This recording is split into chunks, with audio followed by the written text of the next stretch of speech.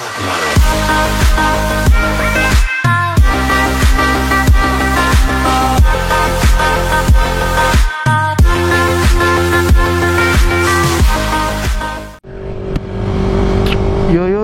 welcome back sama kakak Fakri.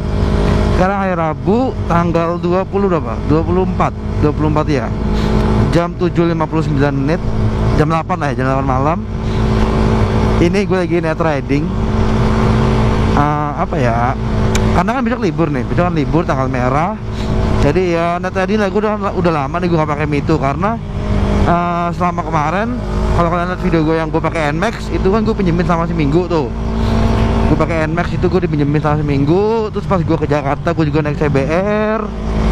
Terus pas balik dari Jakarta gue balik ke Surabaya gitu, gue kebanyakan pakai motornya Faiz yang MT hitam karena harus gue bawa ke tempat Jofes itu kan ya.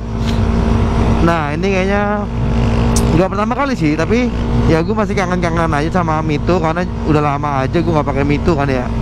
Buat riding, apalagi riding malam di Surabaya kan jarang nih gue nih. Nah ini gue rencana mau night ride sih, tapi ini belum boleh night ride ya. Gue cuman mau, ini gue ke rumah teman gue dulu, ke rumah temen gue, terus gue rencananya dari rumah temen gue baru gue night ride. Nah ngapain sih gue ke rumah temen gue dulu? Yang pasti kan kita tikum di daerah sana, daerah Rungkut sana lah, daerah Rungkut. Terus gue juga di tas gue nih, di tas gue kan bawa tas punggung, di tas gue bawa knalpot. Tas gue bawa knalpot R9 silinsernya yang H2 karena gue udah mulai bosen ya pakai knalpot Avionics ini. Karena apa ya, kemarin pas gue sempat make knalpotnya sempat make motor Faiz itu MT25 hitam kan, dia pakai knalpot R9 H2 toh. Nah di situ gue anjing, ternyata suara H2 mantep men, menggelegar. Jadi ya gue putusnya untuk ya udah gue ganti ke H2 lagi karena suara ini gue udah cukup puas lah, pakai suara ulam ngebas gitu gue udah cukup puas. Jadi gue rencana ganti ke H2 lagi kayak gitu. Nanti deh video pemasangan atau pergantiannya bakal gue videoin kalau gue bisa sempet. Karena sekarang gue nyari konten, gue bingung nyari konten buat video, jadi ya udahlah upload aja apa yang ada ya nggak. Walaupun nggak ada dia ada-adain.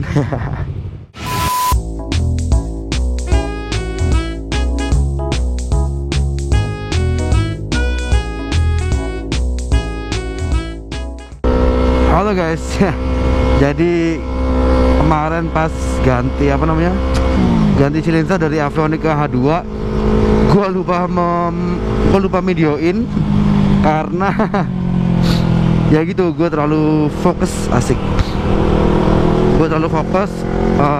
dalam mengganti knalpotnya, jadi lupa untuk videoinnya gitu.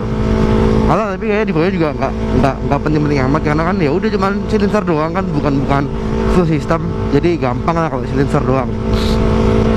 Nah karena kemarin gue kan janji nih di storage gue bakal videoin, tapi karena nggak di videoin, gue mau ngasih sesuatu yang sebagai gantinya lah.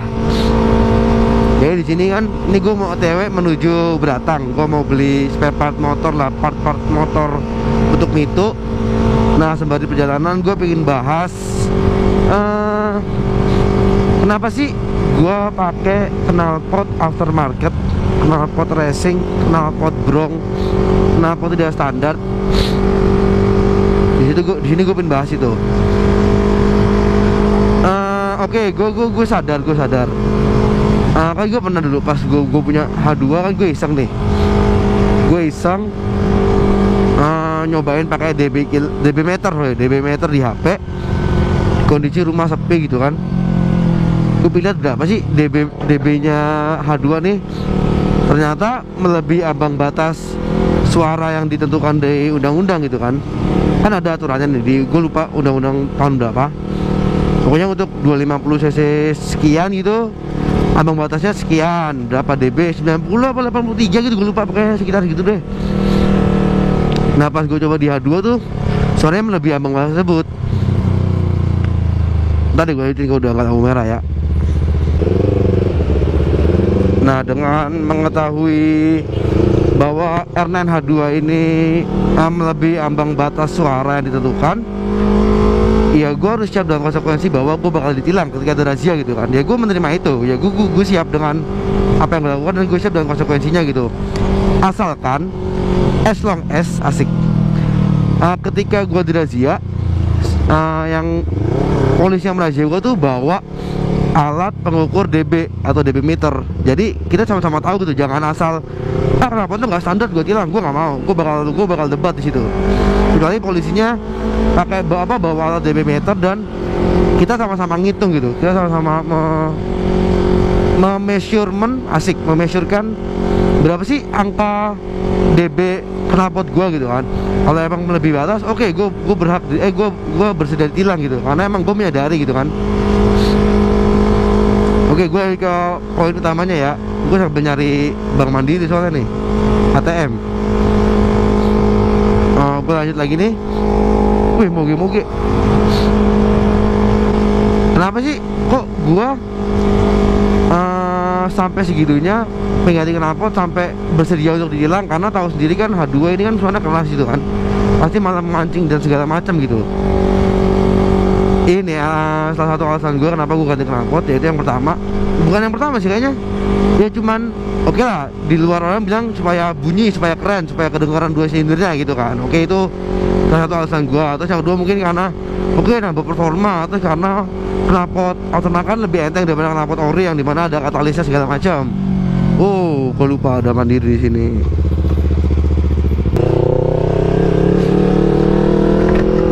Nah, di luar dua alasan yang tadi, yang dimana supaya motor ini bunyi, supaya keren lah, supaya dengan 2 silinder, sama yang kedua supaya performa naik dan motor jadi lebih enteng.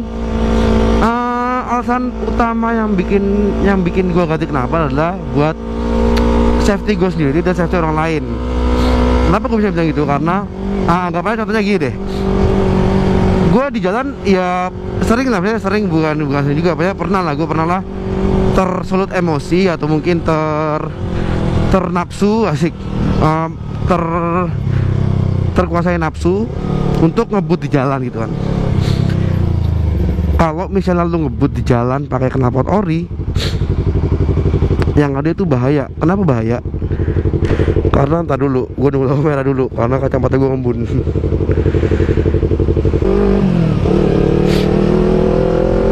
Gue bilangin tadi ya, gue pribadi gue masih seneng ngebut di jalan. Ya tetap gue tetap sikon, tapi ya adalah kepengenan gue untuk ngebut di jalan gitu lah. Nah, kalau misalnya gue ngebut dalam kondisi knalpot standar yang nggak ada bunyinya ya, itu kan saya bahaya. Pertama, bahaya buat gue karena gue nggak bisa menotis orang kalau gue lagi ngebut gitu loh, atau gue lagi di belakangnya dia gitu. Dan juga bahaya untuk orang lain adalah, ya lu tahu kan, misalnya ada orang Indonesia atau mungkin dia gampangannya anggap aja kita ibu-ibu mama gitu, yang dimana lu belok sembarangan, lu langsung belok gitu.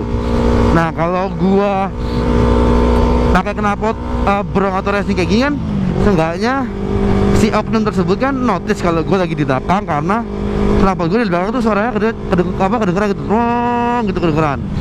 Nah, kalau gue pakai knalpot standar nggak kedengeran toh, karena saat ngebut tuh malah bunyiin atau malah sing gitu, malah nggak kedengeran. Takutnya ketika gue ngebut gini, gue lagi jalan lurus nih, lagi di lane kanan, wah, tiba-tiba dari sana nyebrang, karena nggak ngelihat atau nggak notice suara motor gue, dia langsung motong aja gitu kan. Akhirnya terjadi sesuatu yang tidak diinginkan kan itu. Sebenarnya itu sih ya, cuman poin itu doang yang bikin yang bikin gue pengen jadi knalpot gitu. Kalau dibilang sebenarnya apa sih itu knalpot, cuma dapat berisik doang, power paling dapat cuma sekian gitu. Power juga nggak gede-gede amat powernya kan. Ketika lu ganti knalpot paling cuma nambah sekian HP lah gitu kan. Tapi lu kalau bisa dapat power yang wah dari gara-gara ganti knalpot, emang lu mau ngebut di mana gitu kan? Emang lu mau ngebut-ngebutan, mau top speed di mana gitu kan? Ini soalnya Surabaya juga atau Jakarta gitu, nggak ada tempat buat lu nyari top speed gitu. Misalnya ada yang bilang kayak gitu, gue jawab, lu kalau ngomong berisik, nggak ada knalpot racing yang berisik kalau bawahnya modelnya kayak gini gitu. maksudnya bawanya nggak pokoknya gitu. Nah kalau dari situ itu balik ke penggunanya masing-masing. Kalau gue pribadi, gue sadar gue bisa nahan emosi, masih bisa, lebih baik nahan emosi di jalan gitu, masih bisa nahan emosi di jalan. Kalau pribadi gue sadar gue ahli dalam menahan emosi di jalan gitu. Jadi ketika ada orang rese atau ada orang ngaco gitu, gue nggak samain brang gitu, gue nggak. Atau mungkin karena kalau lewat, ya gue juga tahu diri lah, misalnya gue lewat gang atau lewat rumahan, ya gue nggak ngeberang nggak, paling gue cuman main gigi 3 gini, RPM 5 jalan biasa gitu kan. Jadi nggak ada alasan atau excuse buat menjudge bahwa knalpot racing itu pasti berisik gitu, enggak. Itu kan balik orang masing-masing gitu. Kalau orangnya naik alay atau kampungan gitu, knalpot ori pun berisik jadinya, wang gitu kan.